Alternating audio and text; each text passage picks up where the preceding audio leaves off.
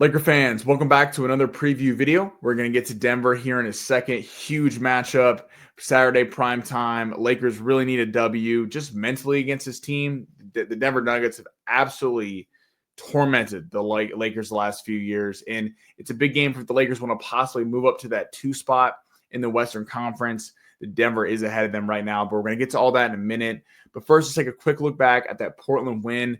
I thought it was a pretty big win. Even though Portland coming into the game was 23-32, I think it's easy for people to kind of write it off and go, yeah, they're not a very good team. The Lakers should win that game.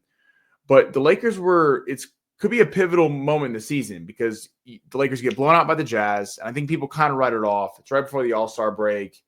Just got Luka Doncic, kind of working him in, had blown the Jazz out 2 nights before. And I think you look at that as, okay, they got some get back on their home floor. So be it. Then you have a 13-point lead against the Charlotte Hornets at home, and you blow that game. And credit to LaMelo Ball and Nick Smith and Miles Bridges. But that should not have happened. And it's still a loss. The Lakers could look back at the end of the year and be really frustrated with themselves about considering how tight the margins are in the West. But you got to flush it. They lost the game. You lost 2 straight games to teams under 500. Then you're playing your 3rd straight game against a team under 500 on their home floor. Luka Doncic gets scratched right before game time, and you're thinking, could the Lakers really lose 3 straight of these? And after getting out to the 18-point lead, they squander it, and the Portland comes back, takes the lead, and that crowd was really into it up there. It really kind of oddly felt like a playoff game, even though Portland's not very good. The crowd was just really into it. You could kind of feel it on the TV. And the Lakers were able to pull out the W. Austin Reeves, LeBron James, huge performances. I mean, not to just kind of berate the point, but what LeBron does at age 40 is ridiculous. Putting up 40 points and him basically just running the team. And after even talking about his foot injury that earlier in the day about how he's going to have to manage it the rest of the year, to put up that kind of performance was huge. Austin Reeves, big first half, struggled there in the third, but made some really big defensive plays on the stretch, taking the charge, getting his hand in on some loose balls, and really kind of gave the Lakers the win. Nitpicking the game, and we're going to get into this about Denver next, there were a lot of turnovers. LeBron had 11, Reeves had 6. I'm not going to kill either one of them because without either one of them, the Lakers aren't even in the game. They're being blown out, considering really no one else in the lineup really stepped up. Gabe Vincent, Jackson Hayes played all right, but besides that, Rui Hachimura had a really tough night and going to need some get back from him. But looking in that Portland game right now, or the Denver game, excuse me, the Lakers need to not turn the ball over. This is not a team that the Lakers can sit there and turn the ball over and dig holes and kind of play with their food about, because Denver is a team that has championship pedigree. They've tormented the Lakers the last few years. They've won 13 of 14 matchups. And I think the hardest part about it is all these games, the Lakers have had leads, and not just 3-point leads, 10, 12, 15-point leads in the game. The game 2 of the playoffs last year, I believe the Lakers had an 18-point lead, and they come all the way back, and Jamal Murray gets the game-winning shot. I mean, they have been excruciating losses to this Nuggets team that we sit there and go, I mean, how does this happen? Allen has documented it so many times in his post-game shows. I mean, why it's like watching a bad movie. It's like watching a bad romantic comedy. You know exactly what's going to happen, and the Nuggets kind of lull you to sleep. They kind of, it's not usually Murray and Jokic in the first half. It's other guys on the team, and that's kind of changed over the years. But they kind of just stay within striking distance. And when it's money time, they run that pick and roll with Jokic and Murray, and it's lethal. The team is different this year. Denver is, I don't want to say worse, because starting out the year, they looked like they weren't the same team. Now, of course, heading into this game, they've won 9 straight. They're tied with Memphis for the 2nd and 3rd spot in the Western Conference. They're currently 3rd because of a tiebreaker, currently 3 games ahead of the Lakers. And the Rockets sit there above the Lakers as well, 1 game ahead. This team doesn't have probably the depth still that some of the previous teams had with Bruce Brown and KCP, both who are gone. But Christian Brown's really stepped up. He's a young player out of Kansas, few years in the league. He's kind of become the KCP, the Bruce Brown of the team, and kind of stepped into the starting lineup, has really, really done well. Obviously, Jamal Murray, Jokic. Jokic leads the teams in points per game, rebounds per game, assists per game, and steals per game. Unreal.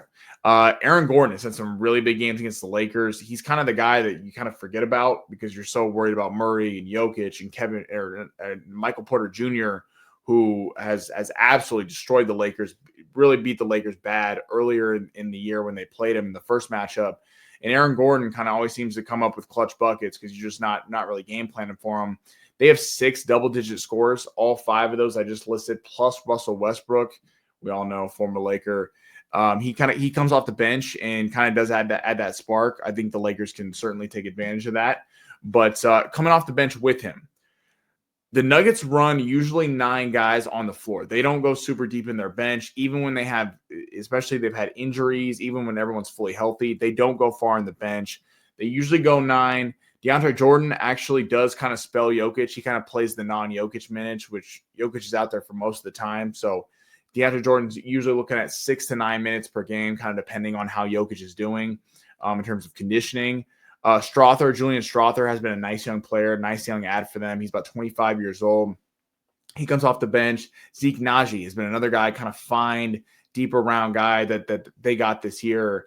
And Jalen Pickett, again, young player. So the bench is not where the Nuggets kind of make their hay. The Lakers can certainly take advantage of the bench. All 3 of those guys outside of DeAndre Jordan are young players with talent, but not a ton of guys that you look at and go, you're scared of. But it really comes out of the starting 5. The Nuggets have one of the best starting 5s in the entire league. And Christian Brown was a bench player when the Lakers were playing him in the playoffs, and now he's kind of moved into that role, as I was talking about. They do have one injury. Peyton Watson is out. He's a nice guard for them. That is a big loss. He usually would be coming off the second unit, kind of pairing with Russell Westbrook. So that is a loss, something to watch out for with the Lakers. The Lakers are going to be fully healthy for this game. So Luka and LeBron are both probable, so they're looking like they're good to go. And Jared Vanderbilt, this is a big one. It's off the injury report. That would have been really bad if Vanderbilt couldn't play because you're going to need Vanderbilt. You're going to need all your defenders, Gabe Vincent, Dorian Finney-Smith.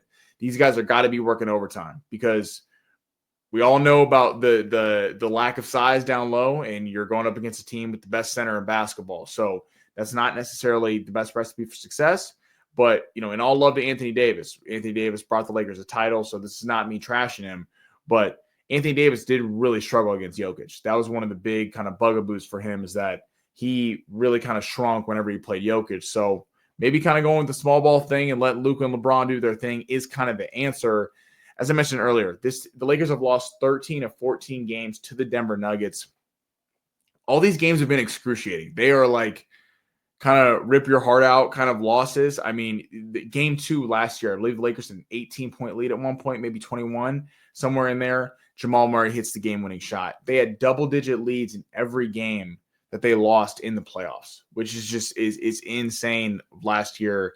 Really just excruciating ways. They got swept 2 years ago. They won in 5 games last year. It did feel like a closer series last year because, again, the games were so close. And the Lakers did win game 4. But it's tough watching this team. Denver has this unique way of the kind of championship pedigree. They just kind of stay within striking distance. They stay within that 10 to 12-point range. They never let it get out of hand.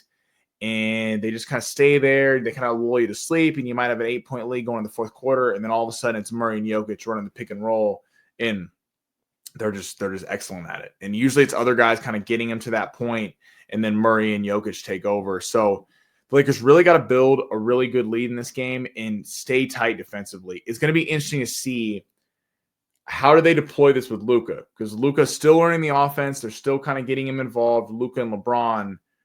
Is this kind of a clean sweep for the Lakers? Is it a clean slate in the sense that Anthony Davis is not there? It was kind of the same team that the Nuggets kept beating every year. Now it's totally different. Luka's in town. Is this kind of the breakout party and kind of shaking the curse off? They're going to be trying to go after Luka defensively. We saw that the other night against the Charlotte Hornets. The Lakers kind of had a double team whoever Luka was guarding, and it left open shooters. This is not a great team to be leaving open shooters with because, again, they can destroy you, and Michael Porter Jr. has really done that to the Lakers over the last few years. But it's gonna be interesting to see how they manage these Jokic minutes. Jackson Hayes cannot get in foul trouble. That's the number one thing. And then if he does, do they go to Alex Len? Do they try to just go small ball? Do they throw LeBron at center, Rui at center for a few minutes, trying to kind of mess up the pace? It'll be interesting to see how JJ kind of deploys this. if the Lakers are going to win this game, Dorian Finney-Smith and Jared Vanderbilt have got to have big games. They cannot let all these guys go off. And Murray's going to get his. Jokic's going to get his. But your Michael Porter Jr.'s, your Aaron Gordons, your Christian Browns cannot be in the double digits. That's just it's not going to work. The betting line for this currently is 7.5. It got bet up from the open at 6.5 and in favor of Denver. And the point total is really large. It opened at 239.5. It's all the way up to 241.5. So Vegas is not expecting a lot of defense in this game, which could make sense due to the Lakers' kind of problems at the center spot. Or I don't want to say problems because Jackson Hayes has really been playing well, but the lack of size, the lack of depth at the size spot. I'm stoked for this game. I can't wait. We're hoping and praying that one day the Lakers kind of overcome this hurdle. And speaking of the standings thing, before we get out of here, the Lakers lost the game earlier in the year to Denver. That was in LA. So this game and then the next game, which will be on March 14th, will both be in Denver, and then they'll close out March 19th in LA. So there's 3 more games in this series, these matchups this year. They're, as I mentioned, they're sitting in the 3rd spot, losing a tiebreaker to Memphis right now. They're 3 games ahead of the Lakers. So at the very least, the Lakers got to go 2-1 so they don't lose a tiebreaker. If they want to leapfrog them, you're going to need to win the tie, or at least not have a tiebreaker. Because if the Nuggets go 3-1 in the series against the Lakers this year, it's not feasible. They're not going to jump them.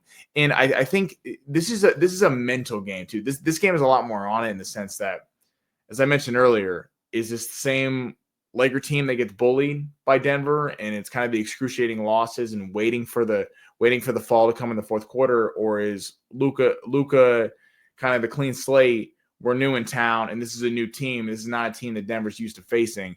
It's going to be interesting to see how that plays out. But the West is so tight right now that all these games really matter. It's going to be a fun kind of crawl down the stretch here. I want to thank you all for listening. Alan's going to get you guys on the post-game show. Hopefully, we're finally talking about a Laker victory against the dirty Denver Nuggets. But appreciate everyone for tuning in, and go Lakers.